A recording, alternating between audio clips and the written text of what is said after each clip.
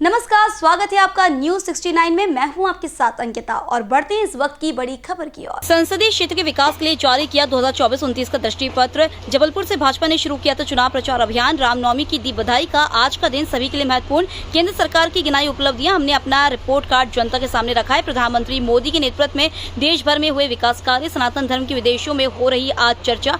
मुख्यमंत्री डॉक्टर मोहन यादव की मौजूदगी में कांग्रेस नेताओं ने भाजपा की सदस्यता ली। कांग्रेस किसान नेता गुलाब यादव अपने साथियों के साथ भाजपा की सदस्यता ली। सीएम ने पीएम नरेंद्र मोदी की तुलना भगवान राम से की। कांग्रेस भारतीय संस्कृति पर कुठाराघात करती है। सीएम मोहन यादव। जबलपुर से न्यूज 69 के लिए वाजिद खान की रिपोर्ट। अध्यक्ष और सार्वजनिक वक्तव्य जिसने सदैव हिंदू मुसलमानों के बीच में लंबी खाई पैदा करने का प्रयास किया।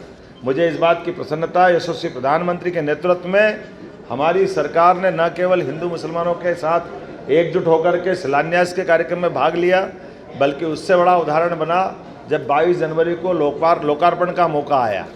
तो चाहे कोर्ट के फैसले का दिन हो, भूमि पूजन का दिन हो या लोकार्पण का दिन हो, बल्कि 2024 तो और भाग्यशाली है जब अयोध्या से लेकर अरब तक हमारी अपनी सनातन संस्कृति के देवालयों का लोकार्पण करने के लिए मोदी जी देश के अंदर भी और सुदूर अरब के अबू धाबी के मंदिर का भी लोकार्पण करके आए।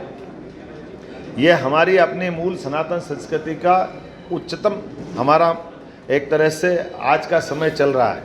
हम सब जानते हैं कि राहुल बाबा जिनके लिए उत्तर भारत से तो अपनी सीट बचा नहीं पाए, लेकिन ऐसे कई मजाकिया बात करते करते हमारे धर्म को अपमानित करते हुए, युवा शक्ति महिलाओं को अपमानित करते हुए वो भागते भागते पिछले चुनाव में बुरी तरह हारते हुए उत्तर प्रदेश छोड़ करके दक्षिण के राज्य में पहुंचे। और इस बार जो चारों तरफ की हमारी दसों दिशाओं से समाचार आ रहे हैं कि निश्चित रूप से इस बार के चुनाव हो सकता है उनको केरल के बाद आगे समुद्र पार करके कोई और जगह जाके चुनाव लड़ना पड़े, कोई जगह उनको मिलने वाली नहीं है। जिस प्रकार का समय चल रहा है, ऐसे में उनका घमंडिया गठबंधन जिसके बलबूते पर ये पिछले 6-8 महीने से माहौल बना रहे थे, धीरे धीरे करके जैसी जैसी इनकी परतें खुलती गई। हम सब जानते हैं कि जहां 3 दिन के प्रवास का उनने अपना कार्यक्रम डिक्लेयर किया बंगाल के अंदर, तो उनके अपने ही साथी गठबंधन के मित्र को सभा करने के लिए ममता बनर्जी ने कोई जगह उपलब्ध नहीं कराई। इतना ही वही हाल आगे जाकर बिहार का, झारखंड का, तो जो आपस में अंदर का हमने जो कहा था कि केवल ये मोदी सरकार को रोकने का इनका असफल प्रयास है, जनता इनके बीच में देख रही है। क्योंकि मोदी जी की सरकार में नक्सलवाद, आतंकवाद, भ्रष्टाचार, अपराध, अन्याय, भेदभाव, गरीबी, महंगाई, प्रदूषण, ऐसे सारे चुनौतीपूर्ण विषयों को जिस दमदारी के साथ माननीय मोदी जी ने उनके दिशा में ठोस कदम लगाते हुए देश और देश की जनता का विश्वास जीता है। और चाहे वो आतंकवादियों को एनकाउंटर करने का मसला, और अभी अभी आपने सबने देखा होगा मध्य प्रदेश में भी 20 दिन पहले लगभग 42 लाख की इनामी 2 नक्सलवादियों को मारा गया। और कल की घटना 29 नक्सलवादियों के खिलाफ हमारी सरकार छत्तीसगढ़ ने जो निर्णय किया है, ये उसी प्रकार से कि देश के अंदर नक्सलवाद या किसी प्रकार का आतंकवाद न पनपने देना और देश की सीमाओं पर देश के जवानों के साथ सम्मान के साथ खड़े रहना, प्रदेश और देश के अंदर किसानों का मान सम्मान बढ़ाना, एक हमारे विज्ञान के क्षेत्र में भी वैज्ञानिकों का मनोबल बढ़ाना, देश और दुनिया के सामने घटने वाली घटनाओं में अपना महत्वपूर्ण रोल रखना, रूस यूक्रेन युद्ध से लगा करके इजराइल जैसे देश के अंदर भी अगर कोई भारतीय हमारे उस युद्ध में फंसे थे उनको निकाल के ला करके भारतीयों के लिए आज जिस प्रकार से देश के एक नेतृत्वकर्ता की इमेज होना चाहिए वो बनाने का प्रयास माननीय मोदी जी के नेतृत्व में हुआ है। मैं कभी कल्पना नहीं कर सकता हूँ, आप भी अंदाज लगा लें कि 2003 के बाद 2-4 साल छोड़ दो तो 50 साल तक राज करने वाली कांग्रेस ने देश के अंदर गड्ढे, अंधेरे, भुखमरी, सड़क, बिजली, पानी और यहाँ तो रेलवे का मुख्य केंद्र है जबलपुर। हम सबको मालूम है 2013 तक मध्य प्रदेश की सरकार को केंद्र के द्वारा केवल 150 करोड़ रुपए दिए जाते थे, लेकिन आज की स्थिति है 15,000 करोड़ की राशि केवल मध्य प्रदेश को मिल रही है।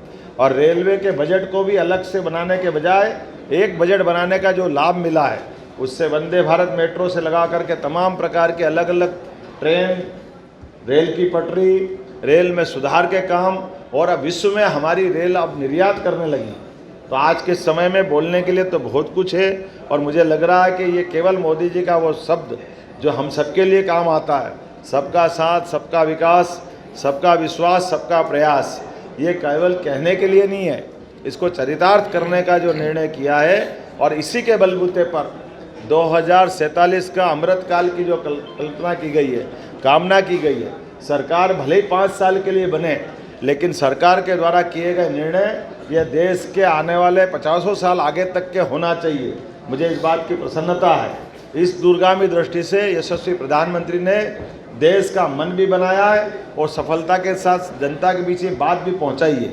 मुझे इस बात की प्रसन्नता है, धीरे धीरे करके 80 करोड़ मतदाताओं का जो सुरक्षा कवच तैयार किया मोदी जी ने, निश्चित रूप से वो हमारे अपने भाजपा का आधार भी बढ़ा रहा है, और हर मतदाता अब बोल रहा है कि अब की बार 400 पार।